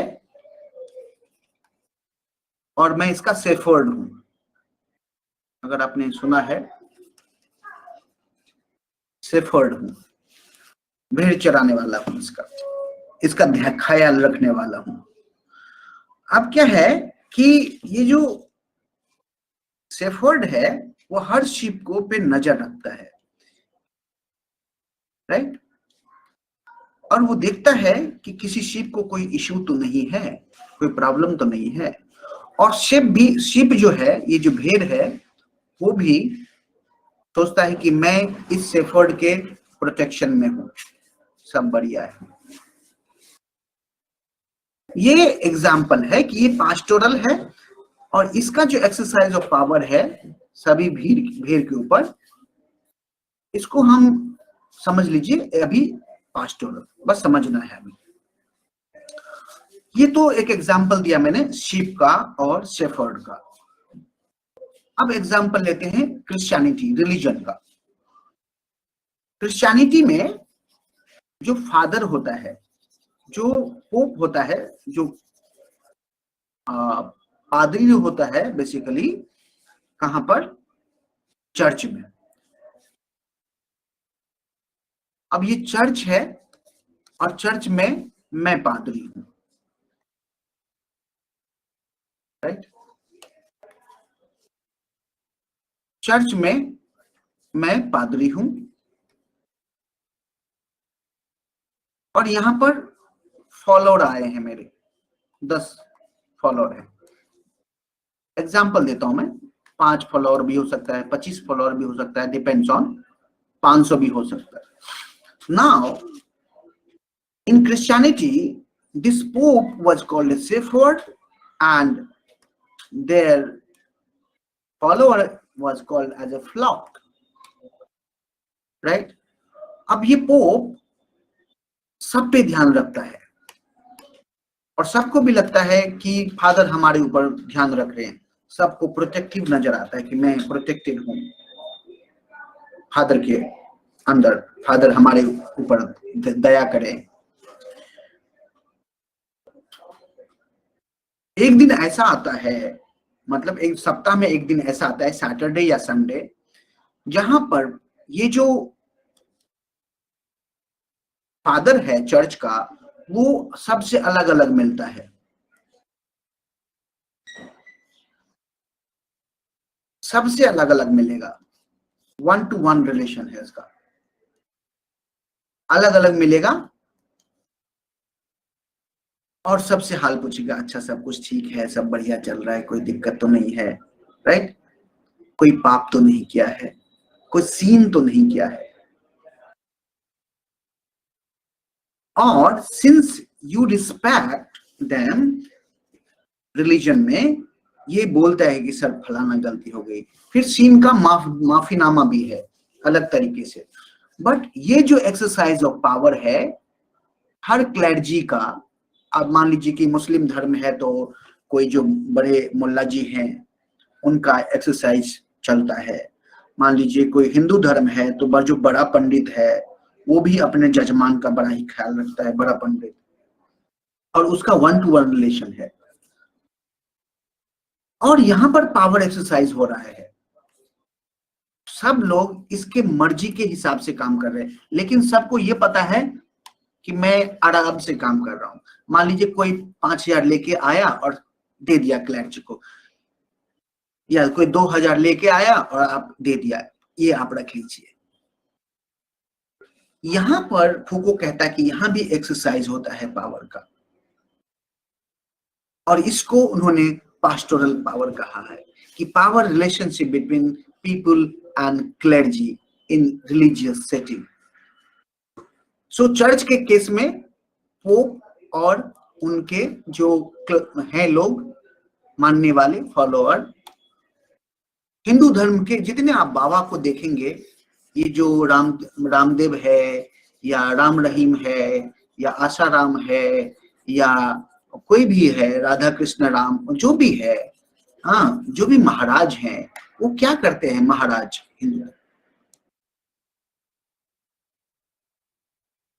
वो अपने सारे भक्त पे नजर रखते हैं और भक्त को लगते हैं कि बाबा का हमारा कृपा है, बाबा हमारे ऊपर कृपा बनाए रखें, राइट। और ये जो महाराज है या क्लर्जी है, इसका जो रिस्पेक्ट है कॉमन पीपल से ऊपर है, ज्यादा है।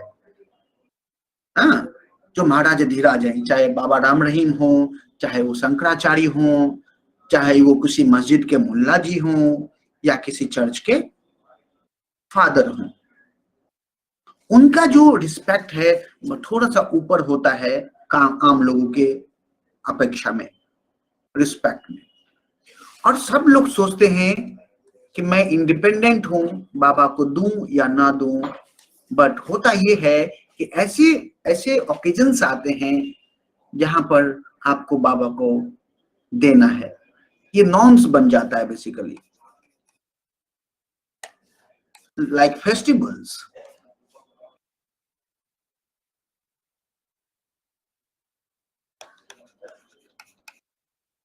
फेस्टिवल्स आए, अब फेस्टिवल्स में बाबा को कुछ देना है, ये नॉर्म्स बन जाते हैं। और ये नॉर्म्स देखा देखी भी होता है कि सब लोग जैसे बिहेव कर रहे हैं वैसे आपको भी बिहेव करना है।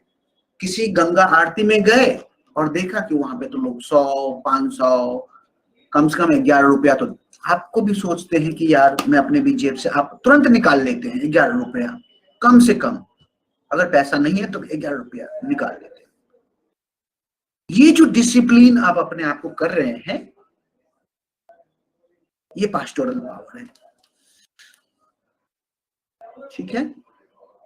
ये जो आप करते हैं ये पास्टोरल पावर है। So pastoral power basically a relationship between your godfather, your clergy, your maharaj, your dhiraj, your mullah, your father, and between you. फूको कहता है कि डेमोक्रेसी में भी ऐसा होता है। कैसे?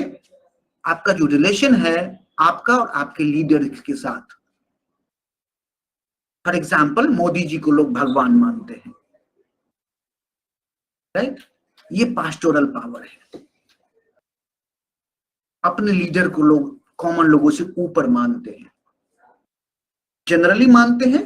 अपने एमएलए को, अगर आपके घर पे एमएलए चला गया तो आप कितना ज्यादा अरेंज कर लेते हैं, हो सकता है तो आप कर्ज भी ले लें और उनके लिए, क्योंकि दिमाग में ये है कि वो आएंगे तो ऐसी व्यवस्था करनी पड़ेगी।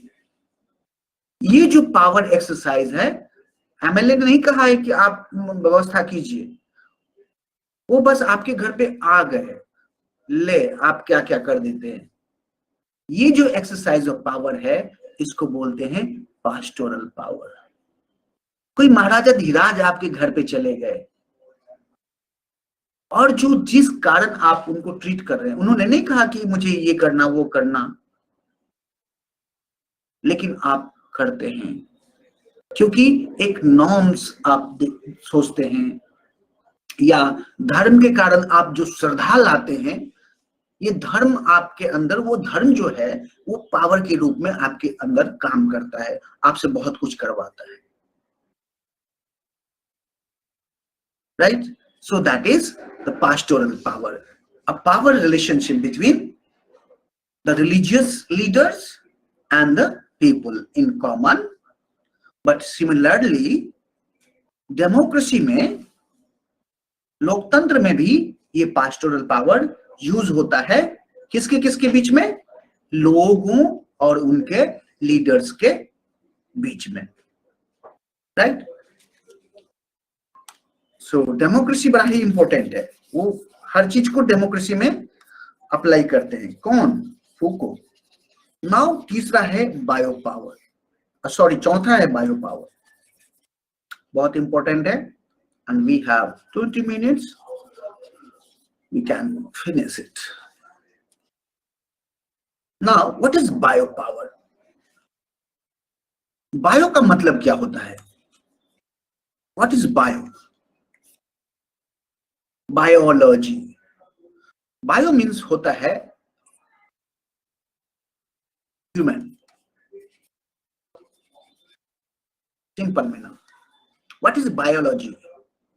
लॉजी मीन्स लोगोस, लॉजी जो वर्ड है लोगोस से आया है, लॉजी मतलब साइंस, तो biology means human science, sociology means science of the society, political science, science of politics. So logy means science and bio means human. What is biopower? It is a power of you. अभी आप जान लीजिए human power. What does it mean? What Foucault says about it? Foucault was very innovative. Foucault was a very excellent. If you analyze his thought, so he said how biopower is exercised in democracy, right? So biopower is investigation of new forms of power by Foucault that is exercised in democracy. Biopower is an investigation of new forms of power by Foucault that is exercised in democracy, right? And it is exercised through demography, population. कैसे exercise होता है democracy में? Demography कैसे use करते हैं government? एक example बताता हूं, सेंसस। हर 10 साल में सेंसस होती है। गवर्नमेंट क्या कलेक्ट करती है? गवर्नमेंट एक पॉपुलेशन काउंट करती है और ये भी काउंट करती है कि कितने मेल हैं, कितने फीमेल हैं, कितने शेड्यूल कास्ट है, कितना शेड्यूल ट्राइब है, कितने लोग 10 साल से नीचे हैं, कितने लोग 10 साल से ऊपर हैं, राइट? 6 साल से, बेसिकली 6 साल गिनती है। कितने लोग किस कम्युनिटी से है, रिलीजन क्या है उनका, कितना लेबर है हमारे यहाँ। आप जब सेंसस देखेंगे तो वैराइटीज ऑफ डेटा है। वो जो पॉपुलेशन डेटा है सरकार के पास, सरकार क्या करती है? सरकार उसको यूज करती है, एक्सरसाइज करती है, right? Right, like death certificate, like birth certificate, right, like health का जो डेटा है सरकार के पास, या सिकनेस का जो डेटा है सरकार के पास, या जो एज का डेटा है सरकार के पास, या रिलीजियस डेटा है कि कितने परसेंट मुस्लिम है, कितने परसेंट सिख है, कितने परसेंट अदर कम्युनिटीज हैं, राइट? पहले की सरकारें ये पॉपुलेशन डेटा यूज नहीं करती थी।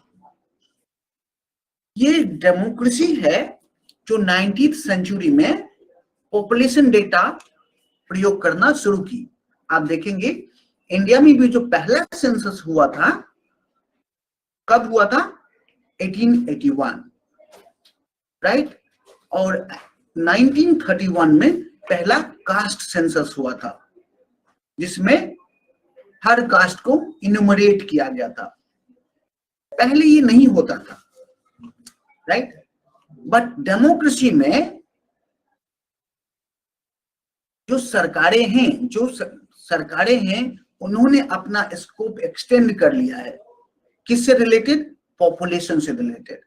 अब देखिए आपको हर साल में गवर्नमेंट की एक नई स्टडी होती है। अच्छा, कैंसर पीड़ित कितने लोग हैं, ये हेल्थ रिलेटेड डेटा वो कलेक्ट करती है। वो फार्म से रिलेटेड डेटा कलेक्ट करती है। कभी बीपीएल कार्ड बन रहा है, कभी एपीएल कार्ड बन रहा है, कभी राशन कार्ड बन रहा है, कभी आधार कार्ड बन रहा है, कभी, मतलब ये कार्ड ही हर साल बनता है पॉपुलेशन डेटा इकट्ठा करने के लिए। गवर्नमेंट का ये क्या है, गवर्नमेंट पावर एक्सरसाइज कर रही है। आपको लगता नहीं है कि ये पावर एक्सरसाइज है, but this is a power. What Foucault says कि जो बायो पावर है, it is a mode of power that shapes our thinking, right, about ourselves relation to population।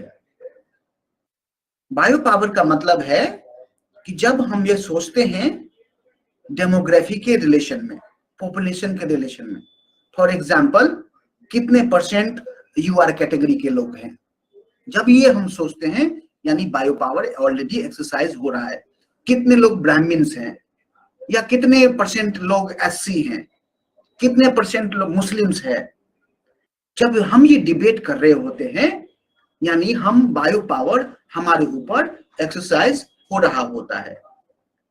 क्योंकि ये जो डेटा है ये किसने बनाया है, ये जो पर्टिकुलर डेटा है सरकार ने बनाया है। सेंसस किसने शुरू किया, सेंसस सरकार ने शुरू किया, राइट। और बताया कि इतने पर्टिकुलर इतने परसेंट तुम कास्ट हो, इतने परसेंट तुम कास्ट हो, इतने परसेंट तुम रिलीजियस ग्रुप में हो, इतने परसेंट सिख है, इतना परसेंट जैन है, इतना परसेंट पारसी है, इतना परसेंट। ये जो पर्टिकुलर डेटा, ये बायो पावर गवर्नमेंट ने पैदा किए हैं। और लोग सोचने पे मजबूर रहते हैं। आप देखेंगे कब बहुत टाइम पे ये झगड़ा होता है कि मुस्लिम का पॉपुलेशन बढ़ रहा है, मुस्लिम का पॉपुलेशन बढ़ रहा है। ये जो आप बोल रहे हैं मतलब बायो पावर आपके ऊपर ऑलरेडी एक्सरसाइज होता रहता है, क्योंकि आप रिलेशन टू पॉपुलेशन के आधार पर सोचते रहते हैं। 19वीं सेंचुरी से पहले ऐसी कोई बात नहीं थी, लेकिन डेमोक्रेसी ने आते आते बायो पावर को डेवलप किया और एक्सरसाइज करना शुरू किया। गवर्नमेंट भी अपना जो स्कीम्स है वो पॉपुलेशन के आधार पर निकालती है। फॉर एग्जांपल आप सुने होंगे targeted PDS, targeted public distribution system, मतलब कि जो गरीब है उसी को खाना दो। अब ये गरीब कैसे है उसके लिए अलग डेटा निकालो, भाई कौन गरीब है। अब सरकार ने लगा दिया, कुछ एक कमेटी बना दी और उसको पूछा अरे बताइए मुझे गरीब लोग कितने हैं। अब वो गरीब ढूंढने चल पड़ता है। हाँ, वो फिर गरीब का डेफिनेशन बनाता है कि इतना कैलोरी खाता है तो गरीब है, इतना कैलोरी नहीं, 1 कैलोरी भी कम खाता है तो गरीब नहीं है, मतलब गरीब है। अगर 1 कैलोरी भी ज्यादा खाता है तो गरीब नहीं है। फॉर एग्जाम्पल जो इंसान अगर एक पॉवर्टी की अलग अलग डेफिनेशन होती है। अब बड़ा ही फनी होता है, जैसे जब यूपीए की गवर्नमेंट थी तो उन्होंने निकाला था कि 32 रुपये अर्बन एरिया में जो कमा लेता है इंसान वो गरीब नहीं है, और 26 रुपये जो रूरल एरिया में कमा लेता है इंसान वो गरीब नहीं है। मान लीजिए कोई 35 रुपया कमा लेता है, सरकार के लिए वो गरीब नहीं है, क्योंकि डिफिनीशन से वो गरीब नहीं है, right.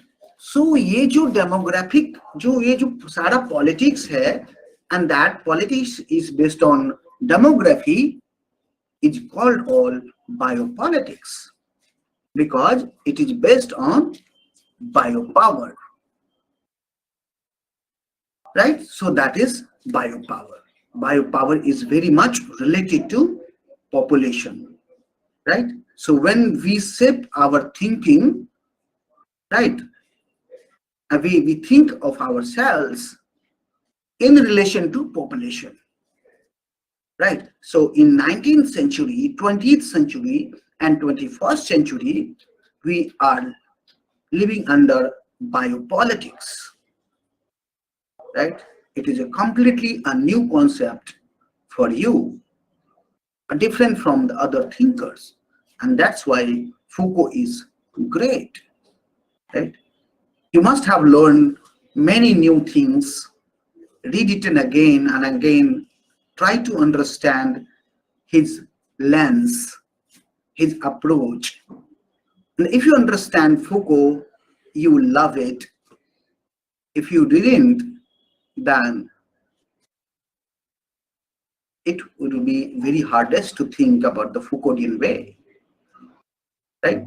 So one more concept that I'm going to discuss. We have finished biopower. Let's have a conclusory remark that the Foucault says that the power is not that is concentrated in government. Power ऐसा नहीं है कि police में है, military में है, judiciary में है. पावर ऐसा है कि पूरी सोसाइटी में है. ये वैसे बह रही है पावर जैसे इंसान के नसों में खून बहता रहता है, इंसान के नसों में खून दौड़ता रहता है, उसी तरह पावर समाज में रहती है. The power flow like blood in the capillary, right? Power is very much extensive with social body and society. Society में ये फ्लो होती रहती है. ठीक उसी तरह जिस तरह खून हमारे शरीर में दौड़ता रहता है, पावर उसी तरह दौड़ती रहती है. इस तरह हम क्या कह सकते हैं कि जो फूको की स्टडी है एक सोशियोलॉजिकल भी है, सोशियोलॉजिकल से ज्यादा है, बट कह सकते हैं वो एक सोशियोलॉजिकल स्टडी है पावर का, क्योंकि पावर को पॉलिटिकल सिस्टम से हटाकर उन्होंने एंटायर सोसाइटी की बात की है कि हम किस तरह पावर के अंदर रहते हैं. Disciplinary power, pastoral power, right, और अदर जो पावर वो तो है ही, राइट. और जो पावर है वो हमेशा कोअर्सिव नहीं होता है.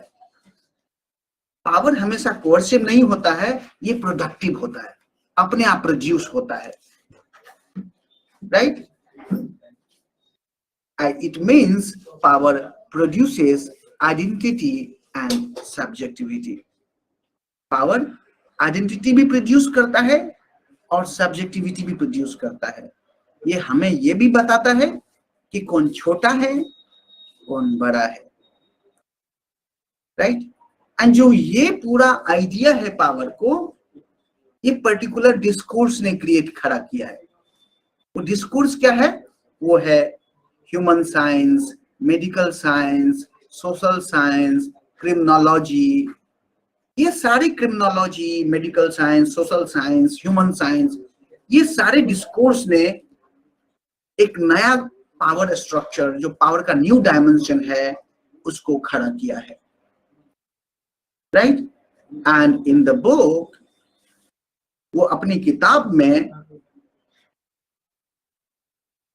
फूको, जो उनका किताब है discipline and punish, madness of civilization, उसमें ये डिफरेंट मोडालिटीज ऑफ पावर को एक्सप्लेन करते हैं. He explains the different modalities of power, right. So that is the power. Now one thing is governmentality. We'll try to understand governmentality. It's very easy. Now, if you got the idea of biopower, right? Because it is related to biopower.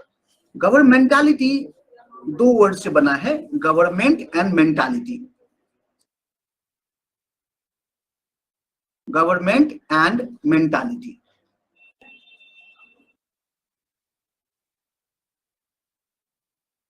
जो ये गवर्नमेंटालिटी है दो word से बना है, government and mentality.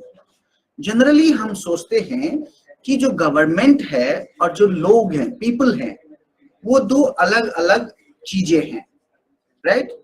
The government and the people are two separate entities, right. And we think that the individual mentality is different from the government mentality, right. We and them. So we make distinctions between we and them. हम लोग, the we people of India, and then government. हम अलग अलग सोचते हैं, generally होता है, and we take it as a granted. We the people of India या we the people of United States और we the people of world, हम इस तरह का सोचते हैं और गवर्नमेंट को अलग रखते हैं।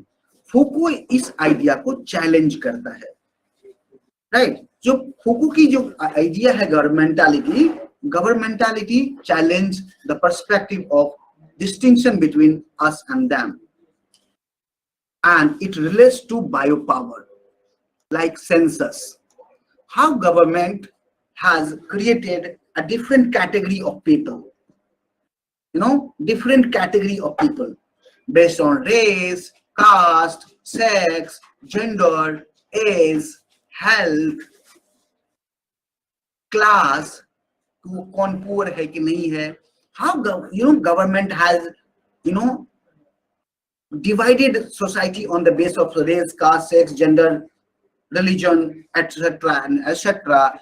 through the manufacturing data, statistical data basically, right?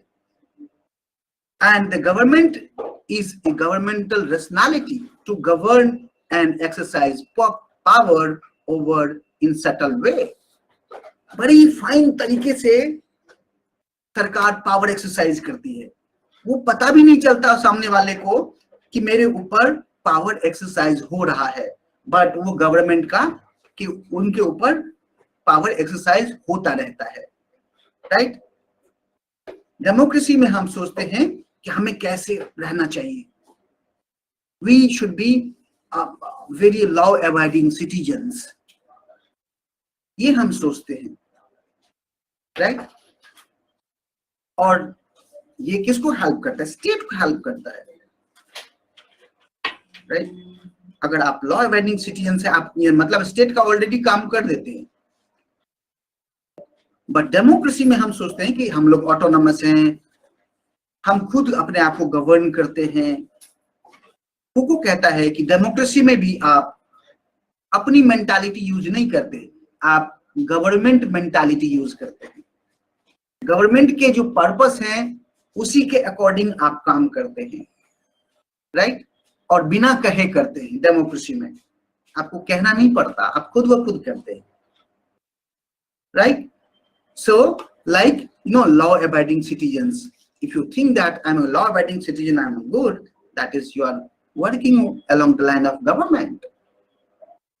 So governmentality is government rationality, right, to exercise power over population, right, that is governmentality. So that is the idea. Today we talked about Foucault, like thinker, any thinkers. We talked about many thinkers like Karl Marx, we talked about Thomas Hobbes, we talked about Socrates. Similarly, today we talked about Michel Foucault and his idea, right? हमने किसी और thinkers को इसमें आने नहीं दिया, right?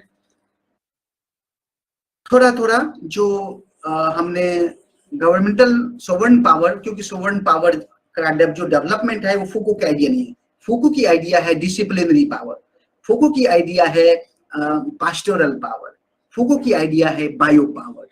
So he differentiate these three kinds of power from the sovereign power, and he said that in democracy all kinds of power, all modalities of power is that still existing, right, and it is exercised, right. And the other power like pastoral, bio and disciplinary power is not visible like sovereign power. So power is most effective when it is less visible.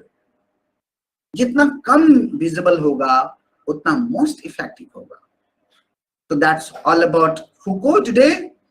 Okay, so tomorrow I'll tell you theory of legitimacy and obligation, right? Political obligation, and not tomorrow, on Monday, right? Thank you so much for today.